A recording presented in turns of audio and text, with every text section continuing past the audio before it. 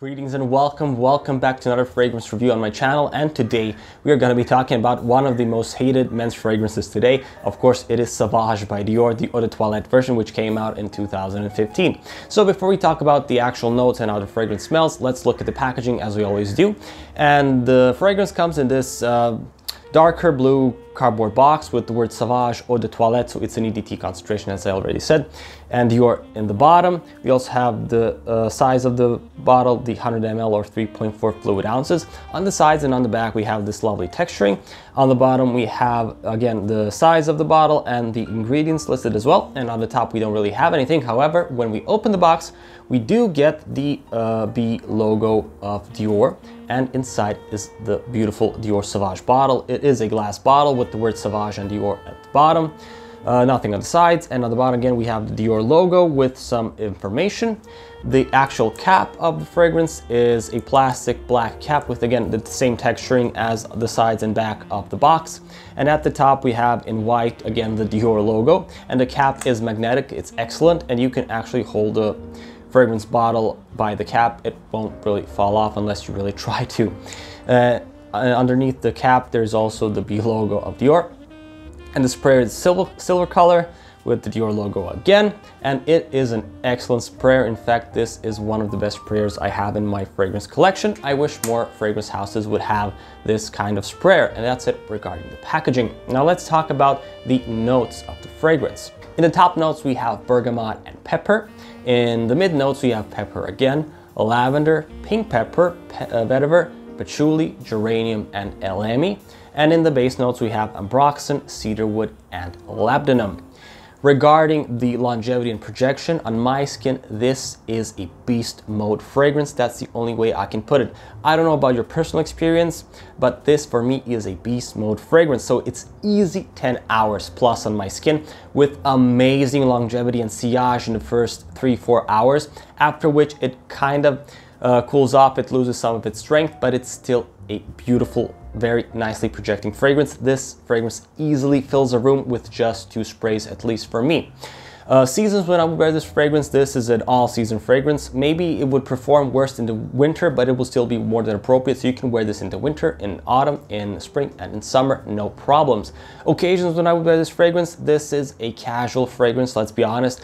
I don't really see this fragrance as being I don't see me wearing this fragrance on some formal occasions. This is for me a casual fragrance and also a first date fragrance because it's a very safe fragrance.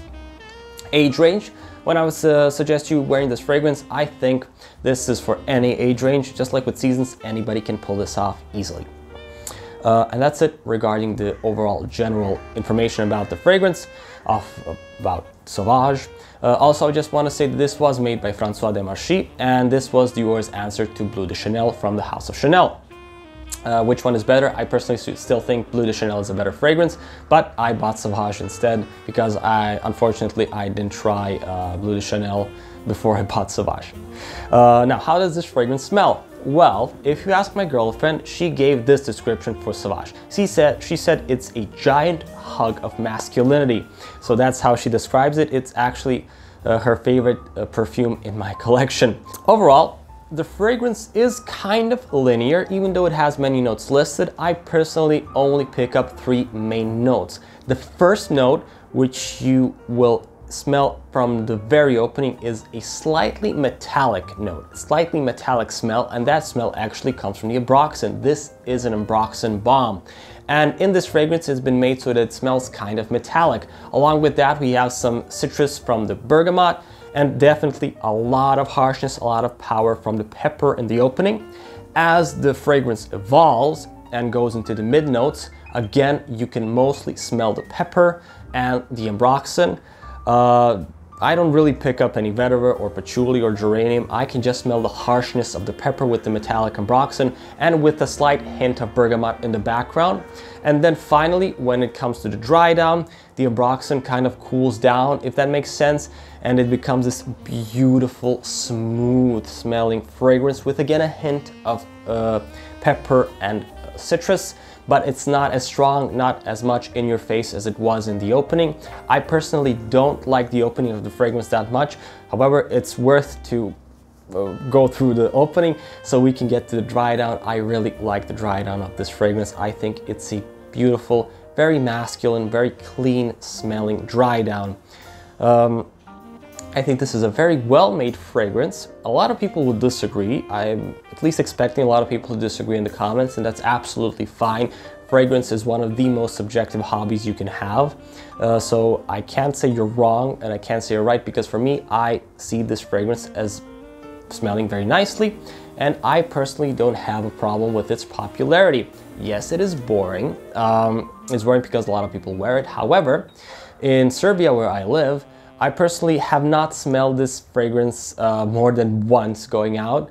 I literally smell Aventus a lot more often, well, Aventus or Aventus clones, a lot more often than I do Sauvage. By the way, I already did a review of Aventus. If you want to see that review, link is in the description of this video. But yeah, a lot of people give this fragrance hate because of the popularity. I don't know, in my personal experience, not that many people actually wear it, at least I haven't noticed. But you can't really argue with the fact that this is a dumb reach fragrance. Why I said I recommend this for the first date, because chances are very small that the person you're going out with would not like this fragrance. Maybe if her ex-boyfriend smelled like this, or if she's actually in the fragrance game, but then that opens a lot more talking possibilities, let's be honest. But this is a wonderful smell, a wonderful fragrance to wear on a first date because it's so safe. I personally don't know a single person that said they didn't like this fragrance. In fact, a lot of people say this is my best fragrance, and I don't know, this fragrance has garnered me very many compliments when I wore it over the years. One more thing I want to say, even though I said this fragrance is beast mode, this is my experience, because apparently the newer batches of Sauvage have lost the strength it once had. I haven't really noticed it. I did try it in Sephora, and I haven't really noticed that it lacks the strength, but a lot of people claim that it's been reformulated and that it's just not as strong as it was. I mean, that's for you to tell me if this is fact. I haven't really noticed. So keep in mind that just because I say it's beast mode, maybe it won't be beast mode on you.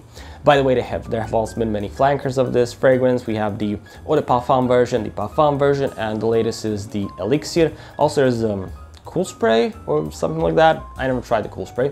But out of all the flankers, out of all the Sauvages that exist today, I still think this is the best one in regards to the price value proposition. You get the longest lasting fragrance, the most mass appealing fragrance for the cheapest price.